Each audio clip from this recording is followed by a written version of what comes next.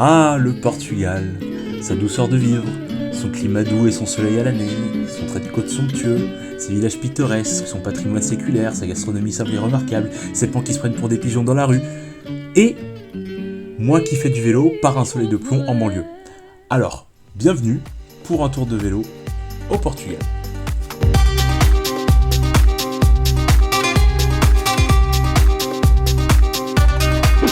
Allez, dans cette vidéo, je vais vous proposer une review de ce magnifique voyage à Lisbonne et surtout des 2 jours que j'ai passé à vélo. Et avant ça, je me dois de vous toucher 2 mots à propos de la location du matériel, parce que oui, je suis passé par un loueur à Lisbonne, c'est plus pratique, et en l'occurrence, celui que je vais vous présenter, il était plutôt pas mal. Il louait exclusivement des modèles Canyon, dont ce magnifique Aero CF SLX DI2 roue d'été suisse, qui sera malheureusement pas le mien au long de la vidéo.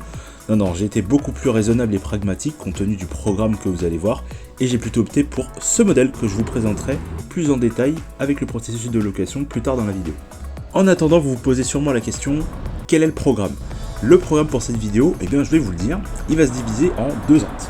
Premier acte, une visite à la cool de la ville et de ce qu'elle a à offrir aux cyclos, vous allez voir c'est assez intéressant.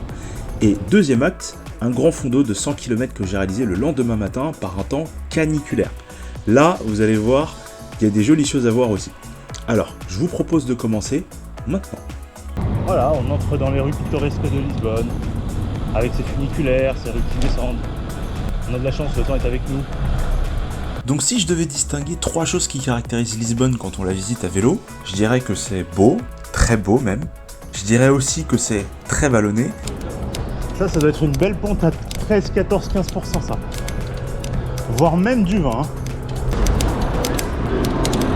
Derrière? Ouais, je sais pas, il a fait un peu chelou. Fais voir. Je suis pas derrière, je peux encore pédaler. Oui. Non, aucun problème, tout va bien, tu peux repédaler. Ok. Mais mec, j'ai fait un wheeling. Non. Tellement qu'on surnomme d'ailleurs la ville aux 7 collines comme Rome. Alors, si vous n'êtes pas des grands amateurs de vélo, comme mon ami qui m'accompagne, là il y a vraiment moyen que vous preniez aucun plaisir à visiter Lisbonne à vélo. Donc, louez sans hésiter un Vélec, de préférence un VTT électrique même. C'est plus cher bien sûr, mais vous allez comprendre pourquoi je dis ça juste après cette côte. Dur. Commentaire sur cette côte, Kevin? Dur. Dur aussi. Et enfin, je finirai pas sans dire que c'est aussi très pavé. Et attention, c'est pas les mêmes pavés qu'à Paris.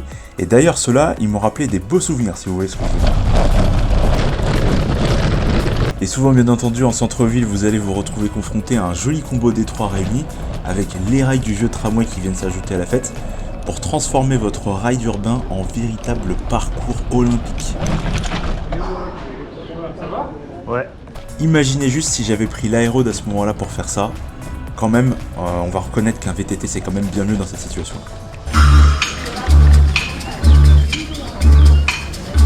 Avant de partir prendre la route pour ce que Lisbonne me réserve de plus beau, je vais ouvrir une rapide parenthèse cyclabilité pour vous aider à comprendre dans quel environnement vous allez évoluer.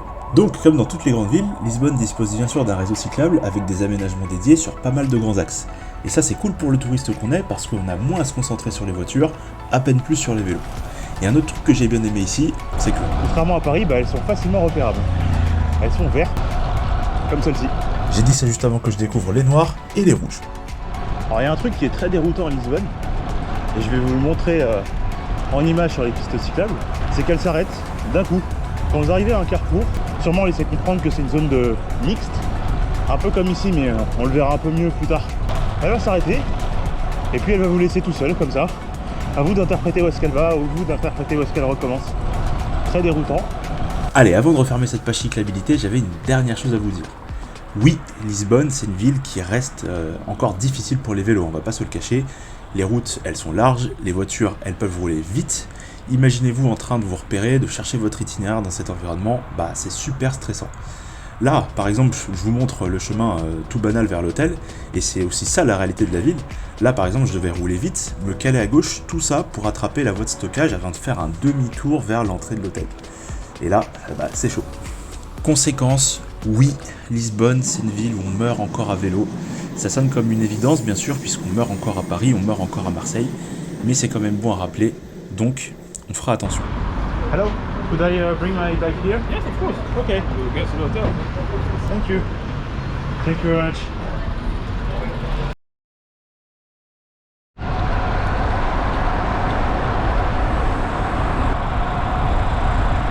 a un truc qui me fait chier avec les Garmin, c'est que... Punaise, à chaque fois je me trompe quoi. C'est quoi cette interface quoi? C'est hyper problématique, en plus je connais pas la ville quoi. Donc vous l'avez compris, là je suis parti depuis à peine 500 mètres de l'hôtel et je suis déjà un petit peu en galère avec le compteur du GPS. Et la veille, comme j'avais déjà eu des problèmes similaires à suivre la trace, j'étais un petit peu moins patient. En même temps, je trouve que la navigation est franchement perfectible sur ce point en particulier. Il n'y a pas besoin de faire demi-tour, faut juste un recalcul plus rapide des itinéraires. Ouais, je sais pas ce que vous en pensez, vous, j'aimerais bien avoir votre avis en commentaire, mais me concernant, après 6 mois de GPS Garmin, je trouve que souvent la navigation, elle s'entête à vous maintenir sur une trace au lieu de faire un recalcul, et elle vous dit de faire demi-tour dans 500 mètres, alors que tout ce dont vous avez envie, là, c'est d'un itinéraire de substitution, au lieu de devoir vous arrêter, reprendre votre marche en arrière, et retrouver vos pas. Je sais pas, dites-moi ce que vous en pensez. Il y a un peu de calme, parce que Lisbonne, il faut savoir que c'est une ville extrêmement voiturière. Donc, je vais faire une intro, mais seulement en mi-parcours, parce que franchement, c'est beaucoup trop difficile d'être à la fois concentré sur une ville qu'on ne comprend pas, et sur le fait de parler. Donc d'abord des images, et puis ensuite, l'intro. Voilà, donc je suis en vacances, et je me rends compte tout simplement que les gens à Lisbonne, ils vont au travail. Donc là, c'est con à dire, mais ça me stresse un peu cette histoire. Je cherche mon chemin, je dois rester vigilant sur un trafic dense, mais vous inquiétez pas, je vais m'habituer à tout ça, et puis de toute façon, on va simplement quitter la ville, et là, ça va être beaucoup plus intéressant. Je vous souhaite la bienvenue au Portugal. Bon, paradoxalement, on est sur un... Malgré l'autoroute, on est sur un endroit bien plus tranquille pour faire cette intro, parce que à Lisbonne, en général, c'est vraiment terrible en termes de circulation. Mais voilà, je suis à Lisbonne, en vacances, et j'ai décidé de louer un vélo pour 2 jours, faire un petit tour de Lisbonne et de ses alentours. Aujourd'hui, du coup, on va à Sintra, donc qui est une ville touristique réputée pas loin de Lisbonne, réputée pour son château, pour son centre-ville. J'espère que ça va vous plaire. Pour l'instant, moi, ça me plaît pas. Tout simplement parce que c'est vraiment horrible, quoi. Je connais pas la ville. Les pistes cyclables, c'est vraiment pas ce que je connais à Paris. La circulation, c'est vraiment pas celle que je connais à Paris. Regardez-moi ça. C'est normal, on est proche d'une autoroute.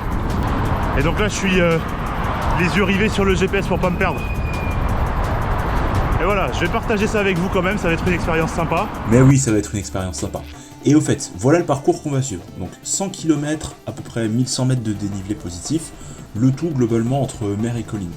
J'ai élaboré la trace par pur hasard, en regardant simplement les segments les plus empruntés par les cyclistes sur la carte Garmin, en nuance de violet.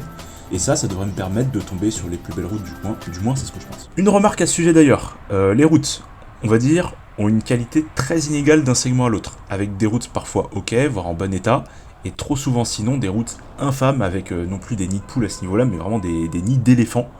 Et c'est peut-être propre à Lisbonne, allez savoir, mais en tout cas, faut bien avoir ça en tête quand vous allez rouler ici. À Lisbonne, vous allez souvent rencontrer des pétards comme ça. Celui-là, c'est un à 5% de moyenne. Mais là, on doit être à 8-9 peut-être. Allez, 8. C'est gentil. Je pense que Michael va vous le dire. Je filme pas beaucoup jusqu'à Sintra parce que c'est dégueulasse. Voilà, il n'y a pas d'autre mot à dire. Il n'y a rien d'intéressant, c'est que des voitures. Que des comportements bizarres, des endroits, des carrefours avec aucun feu mais avec 4 voies qu'il faut traverser. Donc je préfère vous montrer autre chose.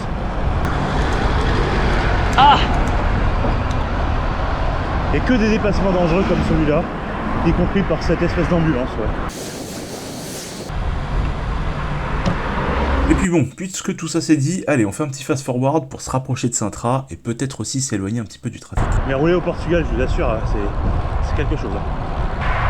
On voit que les vélos n'ont pas les mêmes droits et n'ont pas les mêmes devoirs non plus.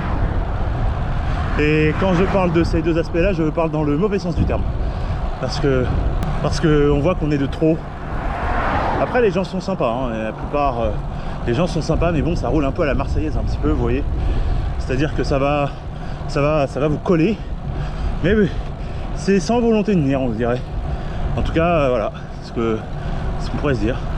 Enfin, je commence un tout petit peu, je dis bien, à apprécier, parce qu'on n'est plus en ville. Et effectivement, c'est qu'à partir de ce moment précis que la sortie va vraiment commencer à devenir intéressante. Vraiment là, on va passer de l'environnement le plus insécure pour le vélo à ce qui va me convaincre que finalement j'ai bien fait de réaliser ce tour malgré tout. On va bientôt 30 km, on arrive à Sintra. J'ai aperçu le château tout à l'heure, juste à l'entrée de la ville. Donc j'ai vraiment hâte d'arriver parce que je pense que c'est à partir de là que ça va devenir très intéressant. Mais là vous voyez, là c'est l'enfer. Voilà, vous allez voir, on va entreapercevoir le château de Sintra juste sur la gauche. Je pense qu'avec l'ultra grand angle vous pourrez le distinguer. Il est juste là. Donc c'est pas là qu'on va, mais c'est là qu'on se rapproche par contre. Parce que le château, il est accessible par la route, mais on ne le verra pas mieux malheureusement. Parce que il est dissimulé par les arbres. Et puis l'entrée est payante. Allez, après une courte pause pastage de nattes, ça c'est vraiment très bon ces pâtisseries, on accède enfin à la partie la plus agréable du parcours. Là vous voyez, on sillonne un petit peu Sintra, il est environ 10 heures. Le moment parfait pour éviter l'excès de trafic, l'excès de touristes et l'excès de tuk-tuk aussi, ça c'est un phénomène. Regardez-moi ça, c'est sublimissime.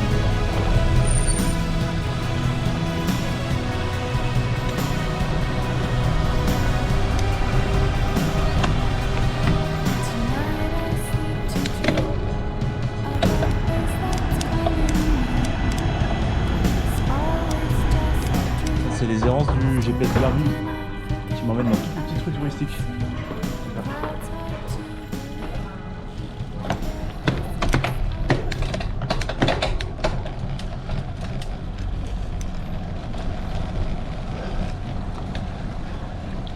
Cela dit, c'est bon pour vous. Parce que vous voyez les petits trucs de Sintra, vous voyez comment c'est touristique et sympa.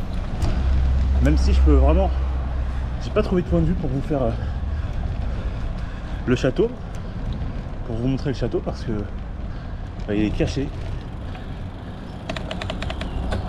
Mais enfin. Allez, c'est parti. Donc là ça y est, on quitte Sintra, on est à peu près à 270 mètres d'altitude.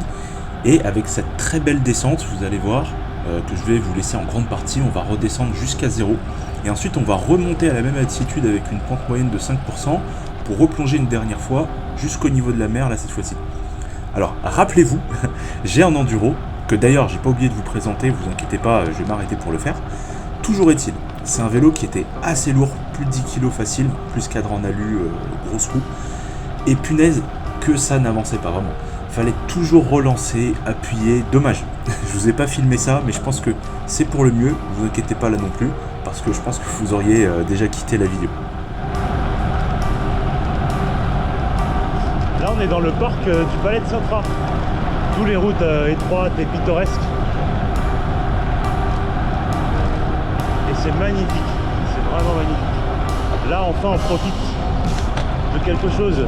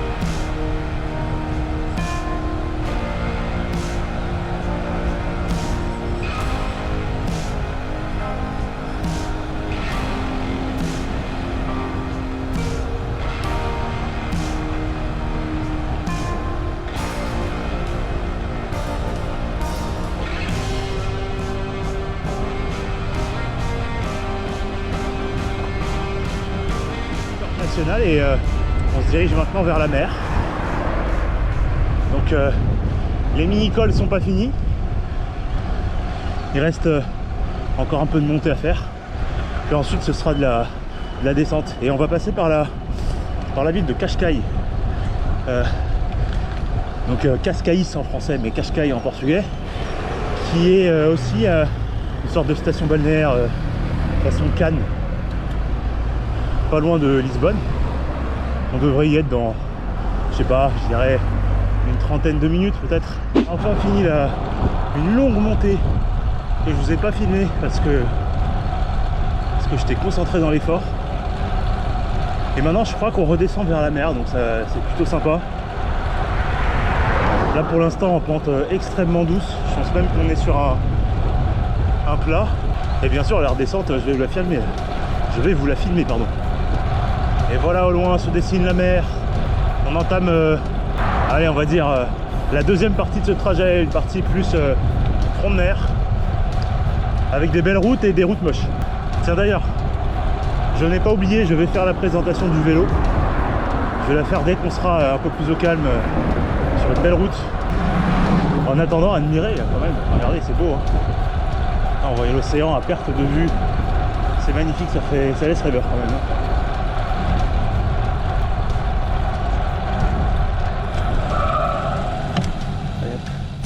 Ce sera ici. Donc le vélo, le voici. C'est un Canyon, je vous le montre tout de suite.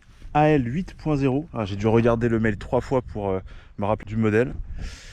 Parce que j'en avais rien à faire en fait. Enfin, tout ce que je voulais, c'était un vélo à peu près taillé route. Pas cher. Donc c'est une location qui m'a coûté 35 € pour la journée. Et comme je l'ai pris pour 36 heures, bah, c'est à peu près 55 €. Donc voilà, je vous le montre.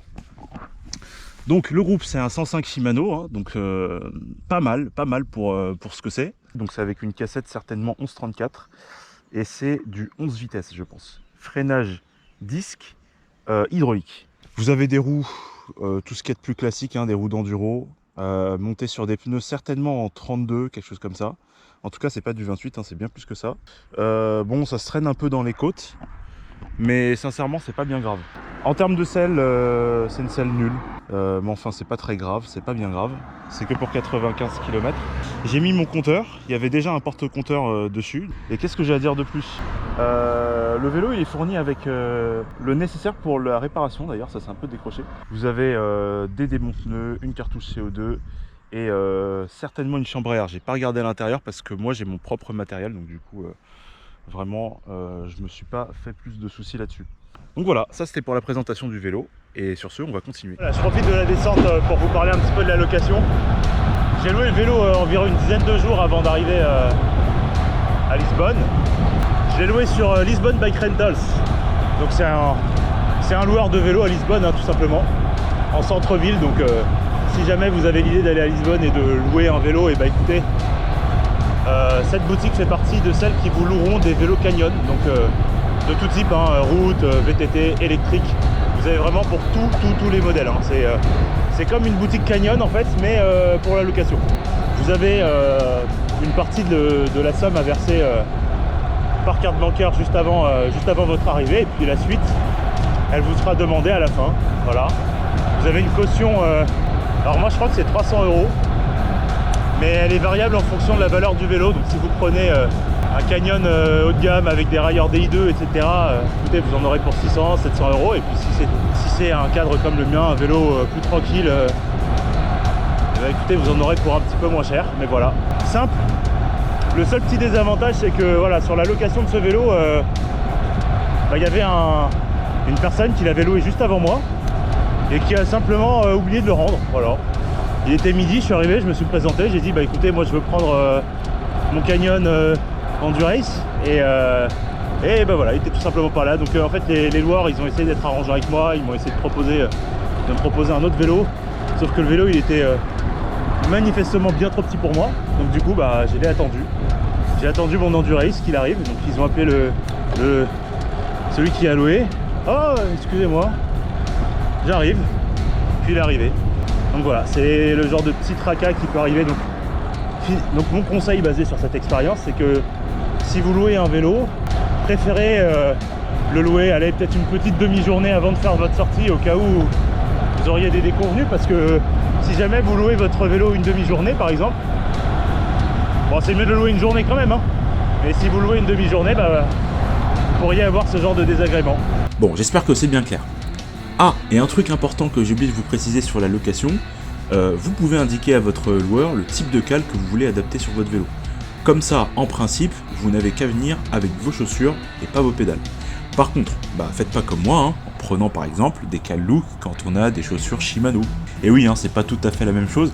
Et le plus drôle dans tout ça, c'est que je l'ai appris que tout récemment, là il y a peut-être quelques jours, ça se ressemble, mais c'est pas la même chose. Après, si vous voulez, je peux répondre à une question que vous êtes sans doute jamais posée parce que vous êtes meilleur que moi en matériel. D'une certaine façon, c'est pas incompatible. C'était juste, dans mon cas, beaucoup plus dur à clipser et à déclipser. Mais bon, vous allez commencer à me connaître. Moi, j'étais juste à me dire « Oh, tiens, c'est bizarre, c'est pas aussi souple que d'habitude, mais bon, on va faire avec. » Sacré moi. Vous inquiétez pas, je m'insupporte aussi. Voilà, donc là c'est Cascais, petite ville de bord de mer, avec une très belle côte et des pavés. Voilà qui est mieux. Donc là maintenant on se dirige vers Lisbonne. C'est un peu la dernière partie du parcours.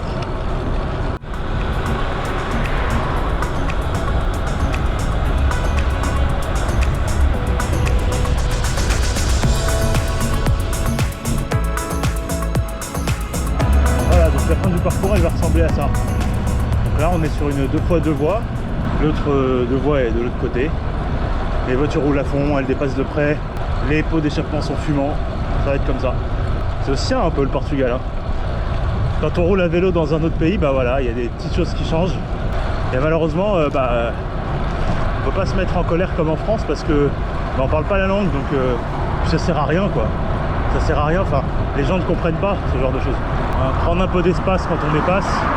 Ici, voilà, hein, vous êtes au niveau d'une 2x2 voies, il n'y a rien du tout pour les cycles quoi. Il n'y a rien pour les cycles, il n'y a rien pour les piétons non plus, hein. Bon, et ce trottoir un peu moribond sous la chaleur du soleil quoi, mais bon, rien d'impressionnant, hein. Après c'est vrai, il y a la mer, vous avez la mer à côté, c'est pas mal. Voilà, donc si vous voulez, sur cette dernière partie du parcours, il y avait deux choses qui m'ennuyaient profondément. D'abord le trafic comme je viens de vous le dire, et ensuite ce cagnard, il faisait plus de 32 degrés avant midi, sans ombre, et avec une route bien sûr qui irradiait, donc c'était vraiment une ambiance implacable. Là il y a tout le Portugal qui me suit, là, tout le Portugal derrière moi. Voilà, tout le monde me dépasse. Pour vous dire à quel point c'est une route hyper fréquentée quoi. Et pourtant, c'est un itinéraire de référence vélo, hein. Je vois ça sur la carte du GPS quoi. Et punaise, il n'y a rien quoi. Après on roule bien, hein, mais sérieux, si vous êtes cyclotouriste, vous êtes dans la merde. Et moi aussi je suis dans la merde d'ailleurs. Je suis pas forcément plus à l'aise. Allez, un petit peu plus loin, je vais faire une rencontre intéressante, ce qui va me conforter sur ma place de cycliste sur cette autoroute.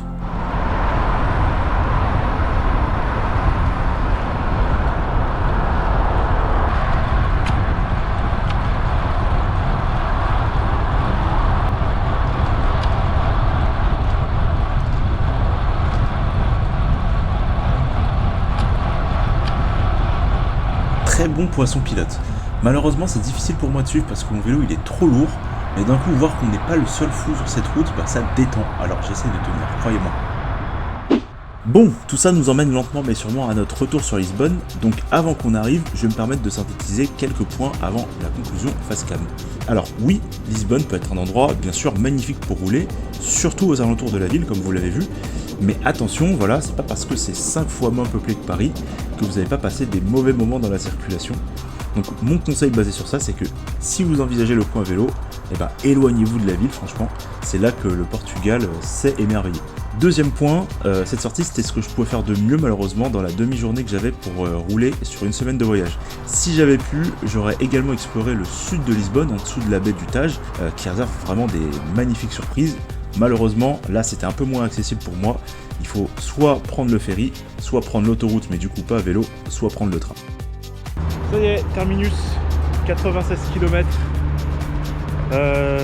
presque 4 heures je pense, plus que 4 heures. Ça a été dur, il a fait chaud ce matin, ça a été dur parce que j'ai roulé sur des routes que je connaissais pas, dans des états que je connaissais pas, avec une façon de conduire aussi que je connais pas.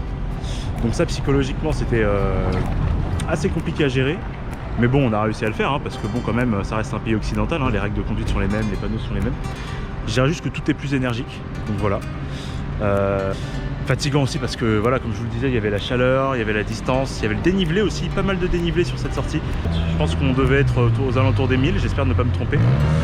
En tout cas voilà, j'espère que cette vidéo elle vous a plu, j'espère que j'ai su vous restituer Lisbonne à vélo comme il se doit.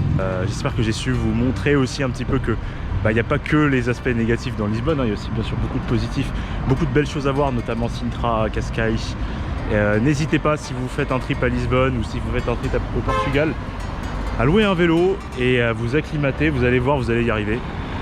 En tout cas, moi je vous dis à la prochaine, à très bientôt et bonne route, bye bye.